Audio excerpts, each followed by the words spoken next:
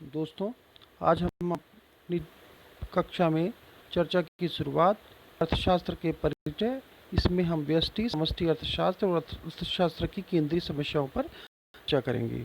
और हम अपने अध्ययन की शुरुआत कुछ प्रश्नों से करेंगे। पहले हम बहुविकल्पीय या वस्तुनिष्ठ प्रश्न की बात करते हैं। पहला प्रश्न, एक फर्म, एक उद्योग, एक वस्तु के मूल्य का अध्ययन क्षेत्र है। फर्म, उद्योग और एक वस्तु के मूल्य का अध्ययन क्षेत्र व्यष्टि अर्थशास्त्र होता है। इसमें और भी ऑप्शन दे रखे हैं। दूसरा देखिए, समष्टि अर्थशास्त्र संबंधित है व्यक्तिगत मात्राओं से, सामूहिक मात्राओं से, व्यक्तिगत उत्पाद से, एक फर्म के उत्पाद से। हम जानते हैं कि समष्टि अर्थशास्त्र सामूहिक मात्राओं से संबंधित है। समष्टि अर्थशास्त्र में अध्ययन किया जाता है, समग्र का अध्ययन किया जाता है, एग्रीगेट्स का अध्ययन किया जाता है, व्यक्तिगत इकाइयों का अध्ययन हम व्यष्टि अर्थशास्त्र में करते हैं। हाईलाइटेड है उत्तर। निम्न में से कौन सी अर्थव्यवस्था की केंद्रीय समस्या नहीं है? देखिए, अर्थशास्त्र की जो केंद्रीय समस्याएं हैं उसमें किसे रोजगार दिया जाए, ये केंद्रीय समस्या नहीं है। बाकी तीनों ही समस्याएं केंद्रीय समस्याएं हैं। क्या उत्पादन किया जाए, कैसे उत्पादन किया जाए और किसके लिए उत्पादन किया जाए। पांचवा प्रश्न देखिए, उत्पादन संभावना वक्र कितनी वस्तुओं के उत्पादन का सहयोग बताता है? तो हम जानते हैं कि एक जो वक्र है, 2 डायमेंशनल वक्र है, उसमें हम जो है दो ही वस्तुओं का सहयोग दर्शा सकते हैं, इसलिए इसमें उत्तर जो है दो ही आएगा। दूसरे प्रकार के कुछ प्रश्न रिक्त स्थानों की पूर्ति है। इसमें पहला प्रश्न देखिए, समष्टि अर्थशास्त्र में डैश का अध्ययन किया जाता है। हम जानते हैं कि समष्टि अर्थशास्त्र में जो है समग्र का अध्ययन किया जाता है या संपूर्ण अर्थव्यवस्था का अध्ययन किया जाता है। दूसरा, व्यष्टि अर्थशास्त्र का मुख्य यंत्र जो है वो प्राइस थ्योरी या कीमत सिद्धांत होता है। तीसरा देखिए, समष्टि अर्थशास्त्र का मुख्य यंत्र जो है, हम जानते हैं समष्टि अर्थशास्त्र का मुख्य अंश जो है वो नेशनल इनकम, राष्ट्रीय आय होता है। चौथा देखिए, डैश अर्थशास्त्र व्यक्तिगत इकाइयों का अध्ययन करता है। हम जानते हैं कि व्यष्टि अर्थशास्त्र या सूक्ष्म अर्थशास्त्र करता है। पांचवा देखिए, डैश अर्थशास्त्र समग्र अर्थशास्त्र के अध्ययन के लिए अनुपयुक्त है। समग्र के लिए अनुपयुक्त यानी माइक्रो इकोनॉमिक्स यानी सूक्ष्म अर्थशास्त्र ही अनुपयुक्त है। कुछ प्रश्न जो है सत्य असत्य पे भी हमने बताए हैं कि प्रति व्यक्ति आय का अध्ययन व्यापक अर्थशास्त्र में किया जाना चाहिए, ये सत्य है। हम जो है नेशनल इनकम अकाउंटिंग में जो है पर कैपिटा इनकम, प्रति व्यक्ति आय का अध्ययन करते हैं। दूसरा देखिए, व्यष्टि अर्थशास्त्र अर्थव्यवस्था की व्यक्तिगत इकाइयों का अध्ययन करता है, जबकि समष्टि अर्थशास्त्र संपूर्ण अर्थव्यवस्था का अध्ययन करता है, यह भी कथन सही है। तीसरा, सूक्ष्म एवं व्यापक अर्थशास्त्र दोनों में से किसी एक का को ही एक समय अपनाया जाना चाहिए, ये बात जो है असत्य है। दोनों ही अर्थशास्त्र जो है अपनाए जाते हैं। साधनों की सीमित ही आर्थिक समस्याओं का मूल कारण है। ये हम जानते हैं कि जो हमारे संसाधन है, रिसोर्सेज है, उनकी सीमितता जो है वो मूल कारण है, ये सत्य कथन है। फिर पांचवा देखिए, उत्पादन संभावना वक्र मूल बिंदु की ओर उन्नतोदर होता है। उत्पादन संभावना वक्र मूल बिंदु की ओर उन्नतोदर होता है। देखिए, कभी भी उत्पादन संभावना वक्र, प्रोडक्शन पॉसिबिलिटी कर्व जो है वो उन्नतोदर नहीं होता, नतोदर होता है, इसलिए ये कथन गलत है, असत्य है। अब जोड़ी मिलाइए, इसमें 4 कॉम्बिनेशन दे रखे हैं, उनको आपस में मिलाना है। देखिए, इसमें उत्तर, अर्थशास्त्र की महत्वपूर्ण मान्यता जो है क्या है, मैं उत्तर बताता हूँ। पूर्ण रोजगार की स्थिति को हम मान लेते हैं, यह महत्वपूर्ण मान्यता है। व्यष्टि अर्थशास्त्र का मुख्य यंत्र क्या है? व्यष्टि अर्थशास्त्र का मुख्य यंत्र कीमत सिद्धांत है, जैसे पूर्व में हमने चर्चा की। समष्टि अर्थशास्त्र का मुख्य यंत्र क्या है? समष्टि अर्थशास्त्र का मुख्य अंक राष्ट्रीय आय का विश्लेषण है। समष्टि अर्थशास्त्र आर्थिक सिद्धांतों से हम जो है संपूर्ण अर्थव्यवस्था की समस्याओं का अध्ययन करते हैं। अब एक शब्द या एक वाक्य के उत्तर भी हमें दिए हुए हैं। राष्ट्रीय आय तथा पूर्ण रोजगार की स्थिति के लिए निम्न में से कौन सी प्रणाली उपयुक्त है, व्यष्टि अर्थशास्त्र या समष्टि अर्थशास्त्र? हम जानते हैं कि राष्ट्रीय आय और फुल एम्प्लॉयमेंट की बात करेंगे तो हम समष्टि अर्थशास्त्र की ही बात करेंगे। दूसरा, जिसमें विशिष्ट फर्मों, विशिष्ट परिवारों, व्यक्तिगत कीमतों, मजदूरियों, आयों, व्यक्तिगत उद्योगों एवं विशिष्ट वस्तुओं का अध्ययन करते हैं, वह अर्थशास्त्र व्यष्टि अर्थशास्त्र कहलाता है। हम जानते हैं आर्थिक समस्या को किस वक्र की सहायता से प्रदर्शित किया जाता है? उत्पादन संभावना वक्र, पीपीसी, प्रोडक्शन पॉसिबिलिटी कर्व की सहायता से प्रस्तुत किया जाता है। पूंजीवादी अर्थव्यवस्था में केंद्रीय समस्याओं का समाधान किसके द्वारा किया जाता है? हम जानते हैं कि पूंजीवादी व्यवस्था में जो है बाजार तंत्र या कीमत यंत्र के द्वारा सभी समस्याओं का समाधान करने का प्रयास किया जाता है। समाजवादी अर्थ व्यवस्था में केंद्रीय समस्याओं का समाधान जो है वो आर्थिक नियोजन यानी प्लानिंग के माध्यम से करने का प्रयास किया जाता है। अब बात करते हैं अति लघु प्रश्न।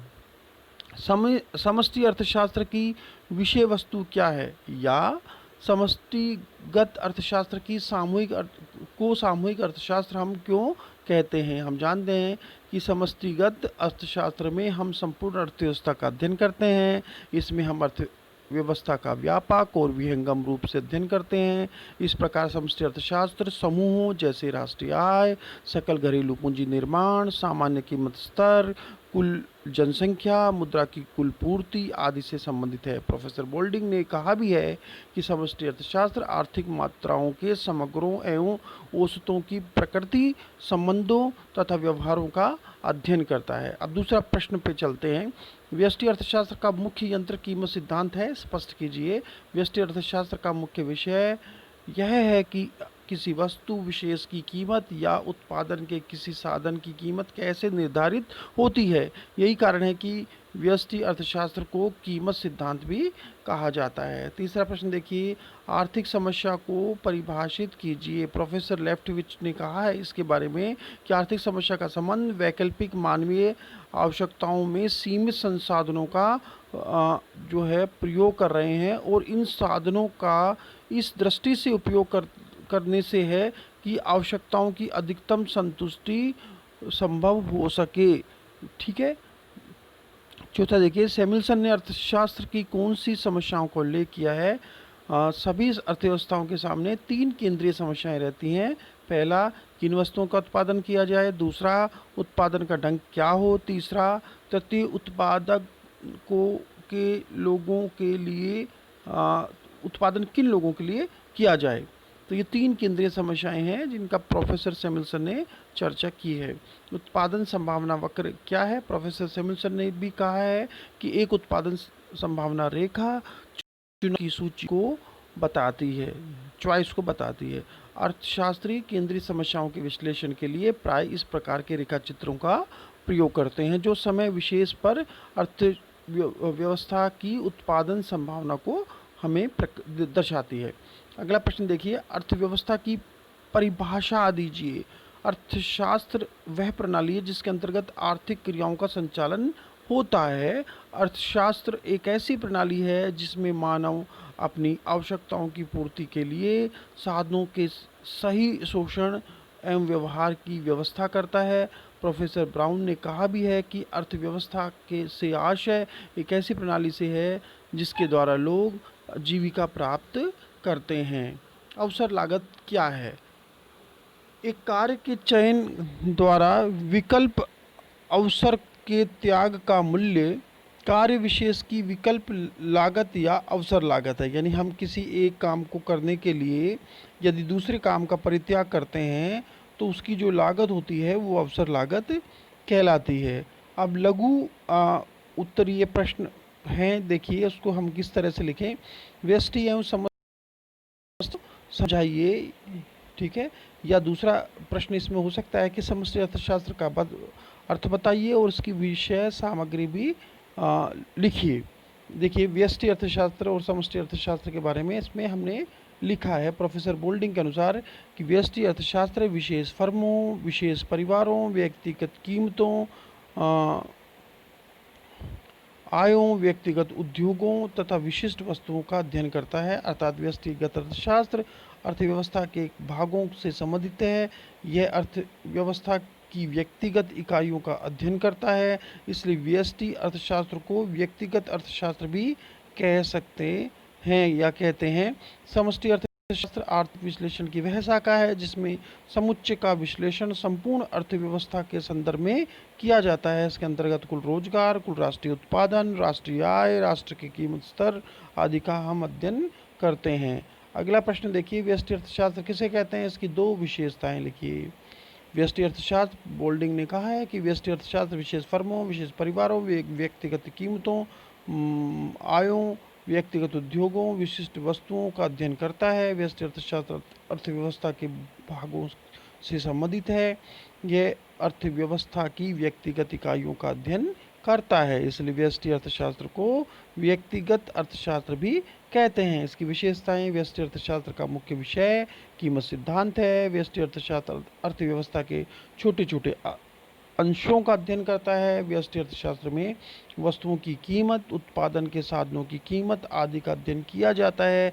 व्यष्टि अर्थशास्त्र का अध्ययन करते समय पूर्व रोजगार की मान्यता को लेकर चला जाता है। व्यष्टि अर्थशास्त्र का महत्व बताइए, हाँ या कि क्या इसकी इम्पोर्टेंस है। सूक्ष्म या व्यष्टि अर्थशास्त्र का प्रयोग, आवश्यकता तथा महत्व जो है स्पष्ट संपूर्ण अर्थव्यवस्था को समझने में ये सहायक है। प्रत्येक अर्थव्यवस्था व्यक्तिगत इकाइयों का एक समूह है, इसलिए व्यक्तिगत इकाइयों का व्यावहारिक आर्थिक व्यवहार संपूर्ण अर्थव्यवस्था को प्रभावित करता है। तो संपूर्ण अर्थव्यवस्था को समझने के लिए आवश्यक है कि हम व्यक्तिगत विभिन्न आर्थिक इकाइयों का अध्ययन करें। दूसरा, कीमत निर्धारण में सहायक होता है व्यष्टि अर्थशास्त्र। तीसरा, आर्थिक कल्याण की जांच में भी सहायक होता है। और चौथा, आर्थिक नियमों के निर्माण में भी ये सहायक होता है। ये महत्वपूर्ण है कि व्यष्टि अर्थशास्त्र आर्थिक नियमों के निर्माण में काफ़ी सहायक है, जैसे सीमांत उपयोगिता ह्रास नियम, उपभोक्ता की बचत का सिद्धांत, मूल्य निर्धारण का सिद्धांत, लगान निर्धारण का सिद्धांत, ब्याज निर्धारण का सिद्धांत आदि ऐसे महत्वपूर्ण नियम जो है व्यष्टि अर्थशास्त्र की ही देन रहे हैं। अब बात करते हैं अगला प्रश्न पे। समष्टि अर्थशास्त्र की 4 विशेषताएं लिखिए। समष्टि अर्थशास्त्र विश्लेषण की वह शाखा है जिसमें समुच्चय का विश्लेषण संपूर्ण अर्थव्यवस्था के संदर्भ में किया जाता है। इसके अंदर कुल रोजगार, कुल राष्ट्रीय उत्पादन, राष्ट्रीय आय, राष्ट्र के कीमत स्तर आदि का अध्ययन किया जाता है। समष्टि अर्थशास्त्र की विशेषताएं जो है वो ये व्यापक दृष्टिकोण पर आधारित है, ये सामूहिक हितों पर ध्यान देता है, यह जो है निर्भरता, सूक्ष्म अर्थशास्त्र में साम्य स्तर के परिवर्तनों का प्रभाव अन्य इकाइयों पर नहीं पड़ता, जबकि समष्टि अर्थशास्त्र समस्याएं परस्पर इतनी संबद्ध होती है कि एक में परिवर्तन करने पर अन्य मात्राओं के साम्य स्तर में परिवर्तन होते हैं। और वृहद विश्लेषण की यह चर्चा करता है जिसमें जो है सरकार की मौद्रिक और राजस्व नीतियों के प्रभाव का भी अध्ययन हम करते हैं इस अर्थशास्त्र के इस हिस्से में। व्यष्टि और समष्टि अर्थशास्त्र में जो अंतर है वो देखिए, अर्थशास्त्र अर्थव्यवस्था के एक छोटे अंश का अध्ययन करता है, जबकि समष्टि अर्थशास्त्र संपूर्ण आर्थिक प्रणाली का अध्ययन करता है। व्यष्टि अर्थशास्त्र में वस्तुओं की कीमत, उत्पादन के साधनों की कीमत आदि का अध्ययन किया जाता है, जबकि समष्टि अर्थशास्त्र में कुल रोजगार, कुल निवेश, राष्ट्रीय आय, कुल उत्पादन आदि का अध्ययन किया जाता है। व्यष्टि अर्थशास्त्र मेन योग के टुकड़ों में विभाजित करने की क्रिया संपन्न होती है, जबकि समष्टि अर्थशास्त्र का आधार योग करने की क्रिया है। वहाँ योग के टुकड़ों में विभाजन है, यहाँ योग करने की क्रिया है। चौथा, सूक्ष्म अर्थशास्त्र का प्रमुख विषय कीमत सिद्धांत है, जबकि समष्टि अर्थशास्त्र का मुख्य विषय राष्ट्रीय आय और रोजगार है। पांचवा, व्यष्टि अर्थशास्त्र व्यक्तिगत फर्मों, उद्योगों व उत्पादन की इकाइयों में उतार चढ़ाव की व्याख्या करता है, जबकि अर्थशास्त्र में संपूर्ण अर्थव्यवस्था के उतार चढ़ाव, आर्थिक मंदी, अवसाद, आर्थिक तेजी आदि की व्याख्या करता है। अब अगला प्रश्न देखिए, व्यष्टि और समष्टि अर्थशास्त्र एक दूसरे के पूरक हैं, इस कथन को स्पष्ट कीजिए कि एक दूसरे पर कैसे निर्भर करते हैं। देखिए इसका उत्तर देखिए, यद्यपि व्यष्टि अर्थशास्त्र और समष्टि अर्थशास्त्र के अध्ययन की दो भिन्न भिन्न शाखाएं हैं के क्षेत्र भी अलग अलग हैं। व्यष्टि अर्थशास्त्र के अंतर्गत जहाँ कीमतें अत्यंत महत्वपूर्ण स्थान रखती हैं, वहीं समष्टि अर्थशास्त्र में आय की धारणा महत्वपूर्ण समझी जाती है। फिर भी यह दोनों एक दूसरे के प्रतियोगी न होकर परस्पर पूरक व सहयोगी होते हैं। दोनों में परस्पर घनिष्ठ संबंध है। दोनों एक दूसरे की सीमाओं व विश्लेषण संबंधी कठिनाइयों का समाधान करते हैं और दोनों का ही विकास एक दूसरे पर निर्भर करता है। गार्डनर एक्नले ने कहा है कि यद्यपि समष्टि अर्थशास्त्र तथा व्यष्टि अर्थशास्त्र के बीच कोई सुनिश्चित रेखा नहीं खींची जा सकती, तथापि ठोस निष्कर्ष यह पहुंचने के लिए कि व्यष्टि अर्थ समस्याओं का हल समष्टि उपकरणों की सहायता से और समष्टि समस्याओं का हल व्यष्टि उपकरणों की सहायता से निकाला जाना चाहिए। प्रोफेसर सैमुअल्सन ने भी कहा है कि वास्तव में सूक्ष्म और व्यापक अर्थशास्त्र में कोई विरोध नहीं है, दोनों अत्यंत आवश्यक हैं। यदि आप एक को समझते हैं तो दूसरे से अनभिज्ञ रहते हैं, तो आप केवल अर्ध शिक्षित ही कहलाएंगे। तो इसका मतलब दोनों का ही अध्ययन आवश्यक है। अगला प्रश्न, व्यष्टि अर्थशास्त्र से क्या आशय है, इसकी 3 सीमाएं लिखिए। हम ऊपर चर्चा कर चुके हैं। प्रोफेसर बोल्डिंग के अनुसार व्यष्टि अर्थशास्त्र विशेष फर्मों, विशेष परिवारों, व्यक्तिगत कीमतों, आयों, व्यक्तिगत उद्योगों, विशिष्ट वस्तुओं का अध्ययन करता है। इसके जो दोष हैं, सीमाएं हैं, व्यष्टि अर्थशास्त्र में केवल व्यक्तिगत इकाइयों का अध्ययन किया जाता है, पूरी अर्थव्यवस्था का चित्र हमें देखने को नहीं मिलता। दूसरा, व्यष्टि अर्थशास्त्र का विश्लेषण अधिकांश पूर्ण रोजगार की मान्यता पर आधारित है, रोजगार संबंधी मान्यता जो है वो गलत है। तीसरा, कुछ आर्थिक समस्याएं इस प्रकार की हैं जिनका व्यष्टि अर्थशास्त्र की सहायता से समाधान नहीं किया जा सकता है। तो ये जो है व्यष्टि अर्थशास्त्र की जो है लिमिटेशंस हैं। फिर देखिए अगला प्रश्न है, समष्टि अर्थशास्त्र के 4 महत्व लिखिए। तो देखिए, ये अर्थशास्त्र की कार्यप्रणाली को समझने में समष्टि अर्थशास्त्र जो है वो बहुत महत्वपूर्ण है। इससे जो है हम जो व्यक्तिगत आर्थिक आर्थिक प्रणाली के छोटे छोटे अंगों के व्यवहार का चित्रण करते हैं, परंतु अधिकांश देशों की समस्याएं कुल उत्पादन, कुल रोजगार, सामान्य मूल्य स्तर, भुगतान संतुलन से संबंधित होती है, जिनकी कार्यप्रणाली को समष्टि अर्थशास्त्र आर्थिक विश्लेषण के अभाव में समझना बहुत कठिन है। दूसरा जो महत्व है इसका, सूक्ष्म अर्थशास्त्र के विकास में यह सहायक होता है। बहुत कम सूक्ष्म भावी समस्याएं ऐसी होती है जिनका समष्टिगत पहलू नहीं होता, अतः व्यक्तिगत समस्याओं के विश्लेषण हेतु वृहद अर्थशास्त्र का अध्ययन अति आवश्यक है। किसी विशेष उद्योग जैसे इस्पात में मजदूरी का निर्धारण अर्थव्यवस्था में प्रचलित सामान्य मजदूरी स्तर से ही प्रभावित होता है। इस प्रकार वृहद आर्थिक विश्लेषण की सहायता से ही सूक्ष्म अर्थशास्त्र का विकास संभव है। आर्थिक नीति के निर्धारण में सहायक, आजकल सरकार सभी प्रकार की अर्थव्यवस्था में उपयुक्त नीतियां निर्धारित करने के लिए उपाय अपनाती है। सरकार द्वारा अपनाई गई नीतियों का संबंध व्यक्तिगत इकाइयों से न होकर समग्र या समूहीगत इकाइयों से होता है।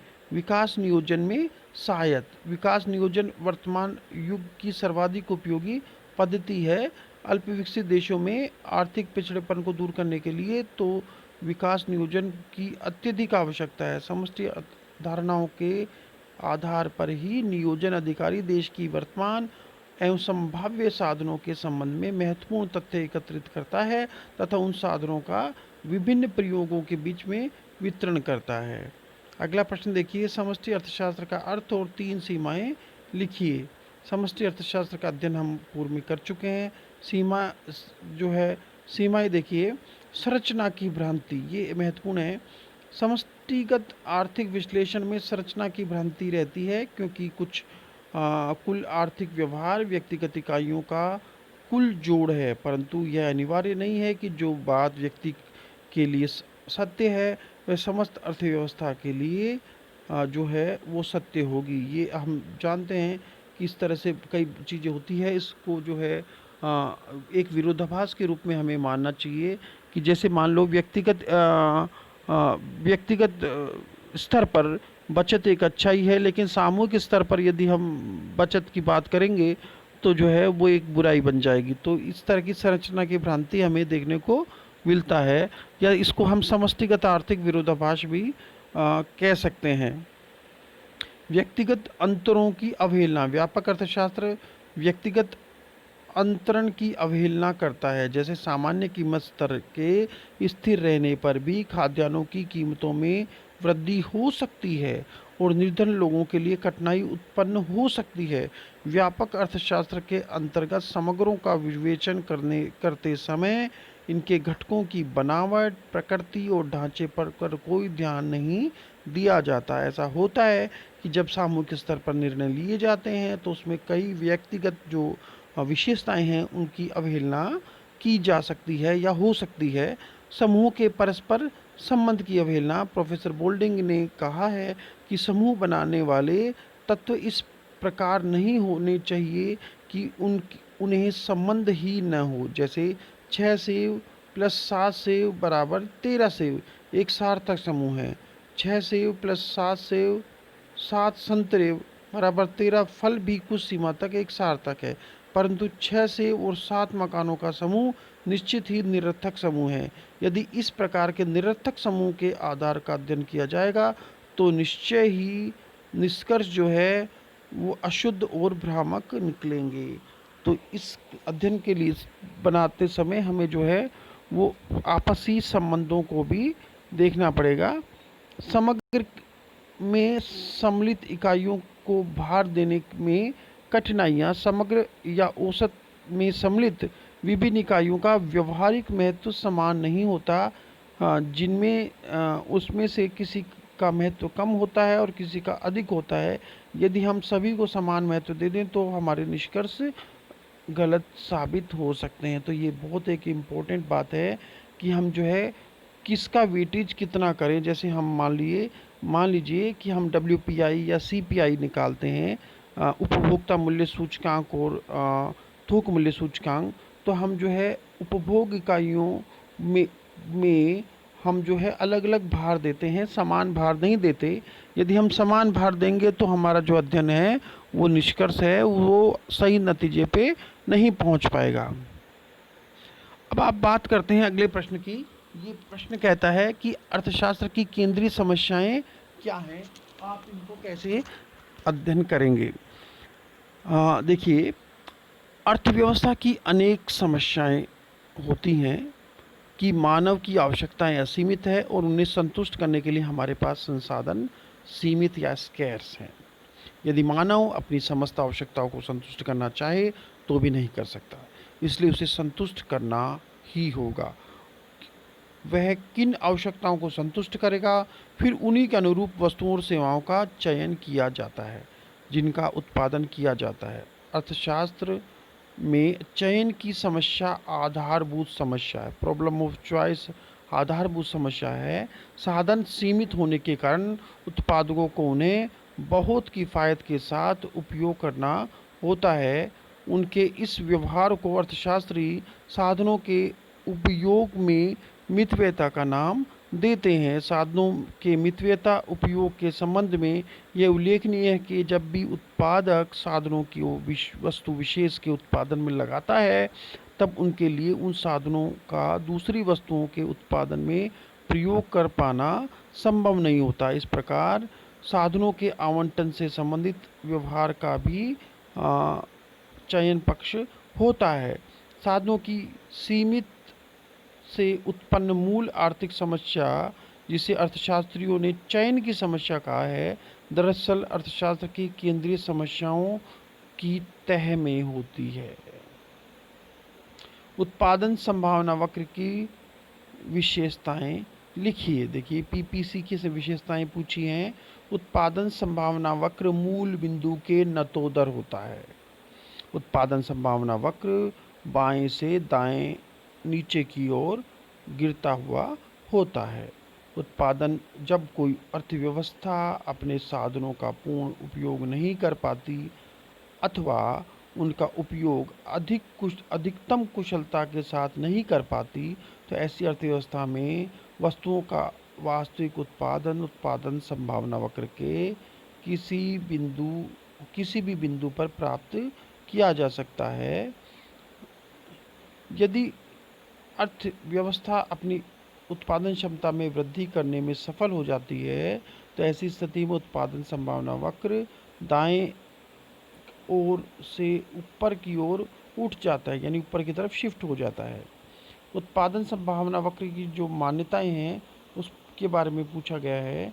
देखिए, इसमें मान लिया गया है कि उत्पादन की जो तकनीक है वो दी हुई है, यानी टेक्नोलॉजी स्टेट ऑफ प्रोडक्शन में कोई चेंज नहीं होता।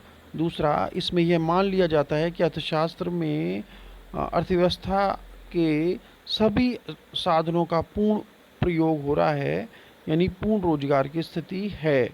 तीसरा, इसमें यह भी मान लिया जाता है कि अर्थव्यवस्था में उत्पत्ति के साधनों की मात्रा स्थिर है, किंतु सीमित मात्रा में उनके प्रयोग से दूसरे प्रयोग में हस्तांतरित किया जा सकता है। इसका मतलब है उत्पादन के साधनों को एक जगह से दूसरी जगह और एक उपयोग से दूसरे उपयोग ट्रांसफ़र की बात भी की जा सकती है। चौथा, उत्पादन संभावना वक्र एक निश्चित अवधारणा है जो एक निश्चित समय में लागू होती है। यदि अर्थव्यवस्था के किसी भी कारक में कोई परिवर्तन होता है तो उत्पादन संभावना वक्र में भी उसी के अनुरूप परिवर्तन हो जाएगा।